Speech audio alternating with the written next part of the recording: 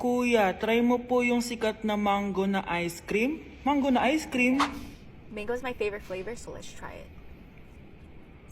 Wow, parang ang sarap niya. Tara, bili tayo. So, papunta na ako sa convenience store para hanapin yung famous na mango na yan. Sabi nila meron daw dito sa Vietnam. Kaya pumunta ako dito sa Circle K. Guys, meron dito oh. Hello, kompleto. Guys, excited na ako matry ito. Bilhin na natin. Grabe, napakamahal naman ng mga yan. Ayun guys, binili ko yung mango, yung lemon, tsaka yung peach. Eto na sila. Tikman na natin. Unahin na natin tong si mango kasi ito yung pinakasikat. Sirain ko na. Wow! Mukha talaga siyang mangga in real life, guys. Tapos dito siya hahawakan.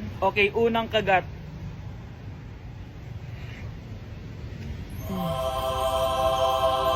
Ang sarap niya. Lasa talaga siyang mangga, promise, na may konting gatas. Medyo maasim din siya na onte. 10 out of 10 to sa akin, guys. Okay, next naman itong peach. Mukha siyang puwet ng bata, oh. Okay, kagatin na natin. Ang nostalgic ng lasa niya. Nangingilo ako guys, sobrang lamig. Pero ang sarap niya, hindi siya sobrang asim, hindi rin siya sobrang tamis. Like, sobrang sakto lang talaga. For me, 9.5 out of 10 to. Okay, last, etong lemon.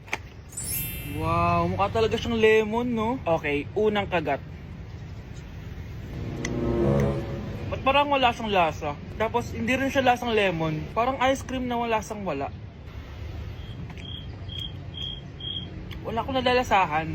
Alam ba kami sakit na ako. 2 out of 10 lang to sa akin kasi hindi niya ako na-satisfy. For me, masarap naman sila kaya itry nyo guys. At kung may gusto pa kayo ipatry sa akin, itatry natin yan. So comment lang kayo guys. Bye! Di na ako natutuwa sa inyo, ha? Number 3, ano ang pinupuntahan sa Bohol? Ma'am, Yes, ka. nasa 200 pesos to eh. Resort, ma'am? Anong resort, ha? Chocolate Hills yun! Umayos na kayo, ha? Ano ang pambansang pagkain? Ano yung pambansang pagka... Ah, ma'am, favorite ko yan. Sige, Samantha. Napaka-basic naman neto. Tanghulo, ma'am. Pinaglolo ko na ba ako dito, ha? Puro kasi kayo TikTok. Adik na kayo. Ang sarap kaya nun, ma'am. Try nyo kaya. Ang pambansang pagkain natin ay adobo, hindi tanghulo. Gawin kitang tanghuli dyan, eh. Okay, kakalma na ako, ha? Ang makakasagot neto, perfect na sa exam.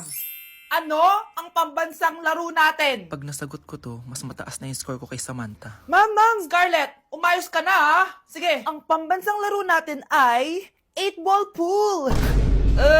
Anong 8-ball pool? Ornis yun! Perfect ka na sa akin! Perfect 0! Mali ka, ma'am. Halos lahat ng kakilala ko dito naggaganon. Yun yung pambansang laro natin. Oo, desisyon ako. Ayoko na! Magre-resign na ako! Nilapitan ko hanggang sa may diwata na pagdinit ko.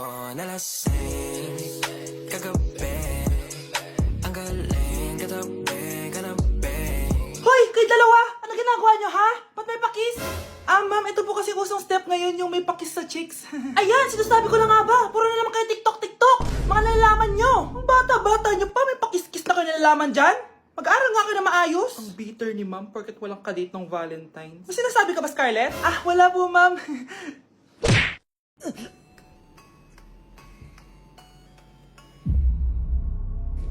Isa ka na din katulad ko, anak. Anong ginawa mo sa akin, Nay? Kakaiba yung nararamdaman ko. Gusto mo malaman ang totoo, di ba? Isa akong diwata mula sa mundo ng Encantasia. Ha? At isa sa kapangyarihan ko ay ang manipulahin ang picture na nasa cellphone mo. Bakit di mo lang sinabi sa akin, Nay? Dahil ngayon ang tamang panahon, anak. At nasa katawan mo na ang kapangyarihan na para sa'yo. Pero, paano ko malalaman kung ano yung kapangyarihan ko? Ikaw ang tutuklas niyan, anak. Ano kaya magiging kapangyarihan ko? Baka nagiging invisible ako.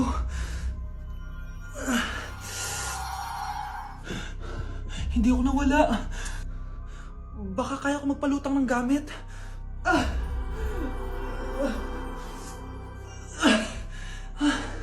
Hindi lumutang. Ang hirap naman neto. Baka kaya ko tumagos sa pintuan. Aray. Natatay ako.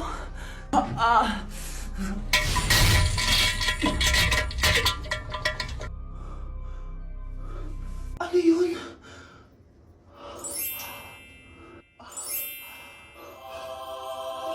Ito ba yung kapangyarihan ko? Tumain ng ginto?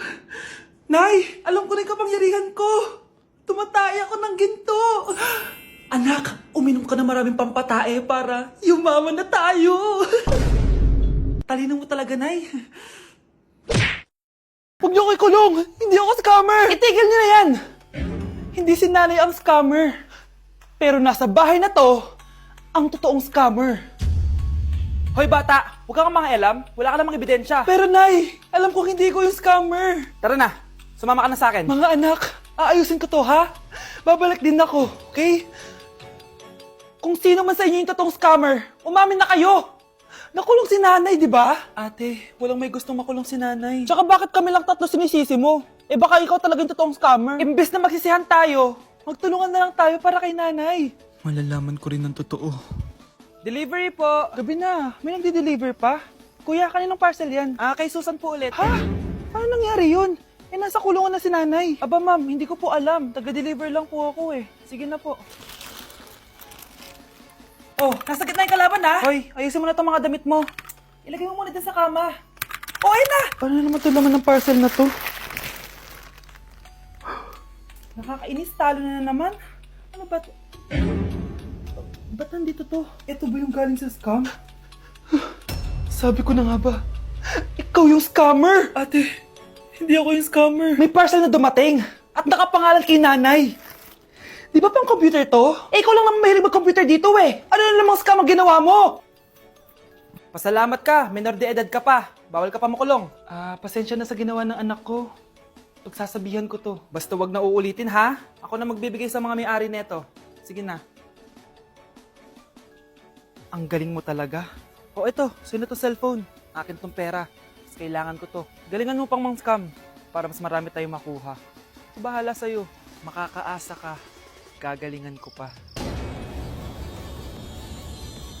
Trigger warning, kung takot kayo sa tahi, huwag niyong papanoorin to. So may nag-comment, bago ko sagutin yan, gusto ko lang sabihin na Happy New Year everyone! Tapos na yung 2024. So, answering the question, ano po yung nasa labi niyo? Tinahi po yung labi ko. Ang ginawa pong surgery sa akin is lip reduction surgery. So, pang 5 araw na to guys, and as you can see, hindi ko na ilalapit kasi baka matakot talaga kayo. Bakit ako nagpa-lip reduction surgery? First of all, siguro lahat naman tayo may insecurity. And kung di nyo napapansin, malaki talaga naturally yung labi ko. Mas malaki yung sa taas compare sa baba. So, hindi siya proportion. Actually, dapat hindi ko na siya itutuloy. Pero may isang bagay kung bakit ko siya tinuloy. And yung number 2 reason ko is palagi ko siyang nakakagat whenever na kumakain ako. So, dahil nga malaki yung labi ko, marami laman sa loob.